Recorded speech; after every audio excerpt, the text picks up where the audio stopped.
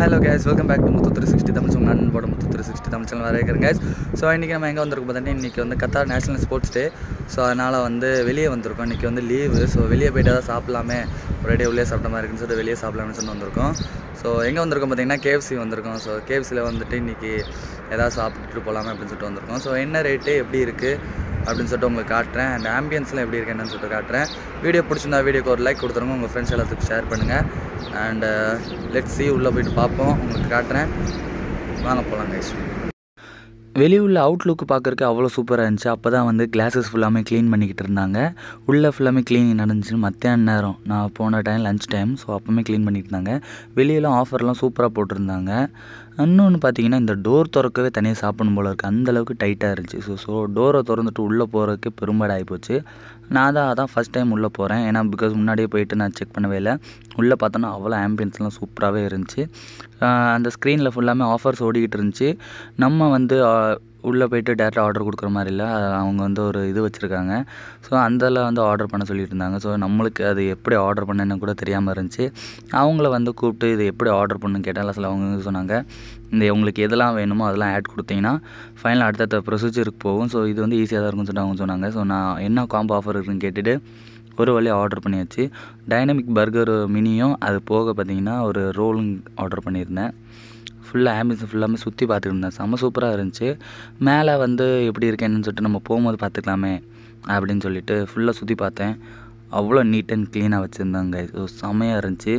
இன்டீரியல் ஒர்க்லாம் வந்து அவ்வளோ க்ளீனாக சூப்பராக பண்ணியிருந்தாங்க. சரி நம்ம அப்படியே சுற்றி பார்ப்போமே, ரெடி ஆகிற வரைக்கும் சுற்றி பார்ப்போமே. ஏன்னா கம்மியான ஆளுக்கு தான் வந்திருந்தாங்க. லஞ்ச் டைம்னால கம்மியான ஆளுக்கு தான் வந்தாங்க.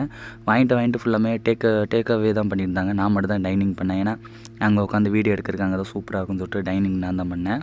ஃபைனலாக வந்து நம்ம டோக்கன் நம்பர் சொல்லி நம்மளை கூப்பிட்டாங்க. ஸோ நான் டேரெக்டாக போய்ட்டு அதை நம்ம தான் செல்ஃப் சர்வீஸ் தான். ஸோ டேரெக்டாக போய்ட்டு நானே எடுத்துகிட்டு கீழே நிறைய பேர் வந்துட்டு போகிறனால நம்மளுக்கு வீடியோ எடுக்கிறதுக்கு வந்து அன்கம்ஃபர்டபுளாக இருக்குன்னு சொல்லிட்டு நான் டேரெக்டாக வந்து மேலே கிளம்பிட்டேன்.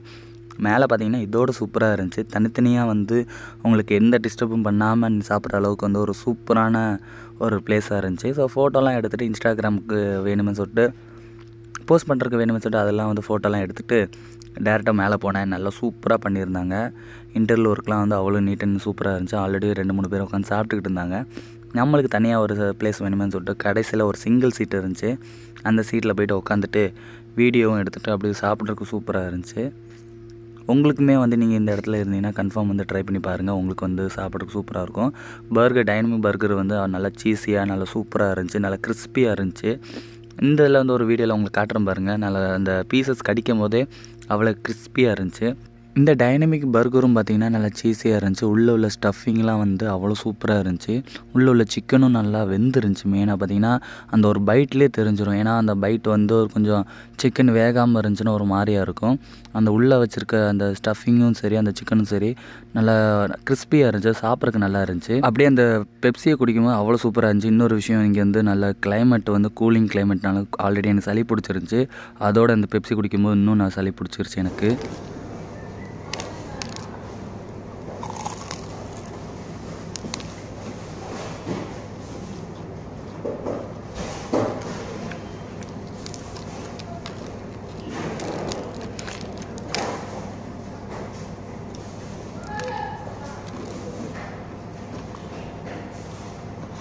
ஃபைனலாக அதில் இருக்கிற ஃப்ரெஞ்ச் ஃப்ரைலாம் எல்லாம் சாப்பிட்டு ரோல்லாம் சாப்பிட்டுட்டேன். ஸோ சாப்பிட்டு முடிச்சுட்டு அந்த லீவை சூப்பராக முடிச்சாச்சு.